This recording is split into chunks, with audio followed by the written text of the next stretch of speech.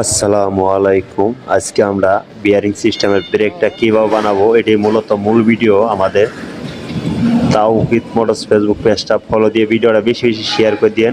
এটা আমাদের মূল বিয়ারিং সিস্টেমের ব্রেকটা কীভাবে বানাবো মূলত এটাই বিস্তারিত এই ব্রেকের কাজটা দেখাবো এই ভিডিওর মাধ্যমে। সর্বপ্রথমে আমরা চাকা খুলে নিতে আসি, পরবর্তীতে ডাইস প্লেট খুললাম। কীভাবে পার্ট বাই পার্ট মালগুলি খুলতে হবে মূলত এই জিনিসগুলি আপনারা দেখতে পারবেন। সর্বপ্রথমে আমরা ডাইস প্লেট খুলে নিতেছি।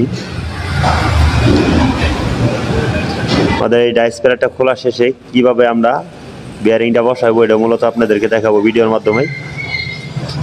আমাদের বিয়ারিংটা ঠিক আছে এটা আমরা দেখে দিলাম সর্বপ্রথম এই জিনিসগুলি,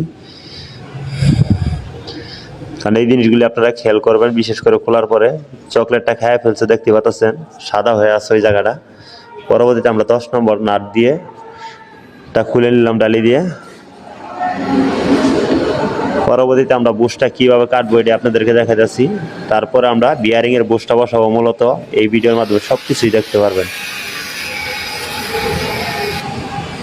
এই জায়গায় আমরা বিয়ারিংটা কেটে নিলাম সর্বপ্রথমেই, আগের যে বুশটা ছিল চকলেটের।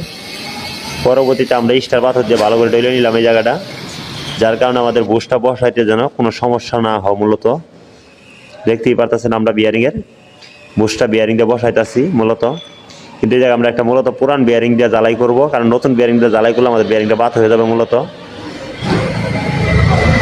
দেখতেই পারতেছেন আমরা বুশটা এখন মারবো এই জায়গায়।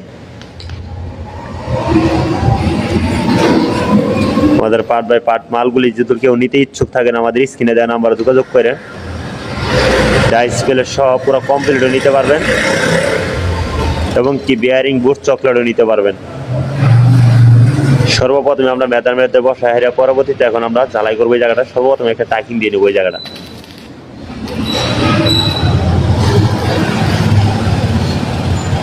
কারণ এই জায়গাটা আমরা টাইকিংটা এই কারণে দিয়ে নেই যাতে আমাদের বিয়ারিং এর মেজারমেন্টটা থেকে বোঝা যায় যে আমাদের বিয়ারিং এর বুশটা ঠিক মতো বসছে। এখন আমরা পুরাটা মূলত টানা জ্বালা মেরে দিতেছি। এইভাবে আপনারা দেখে নিজেরাও পারলে করতে পারবেন। আর যাদের মাল নিতে ইচ্ছুক আছেন আমাদের সাথে যোগাযোগ করেন।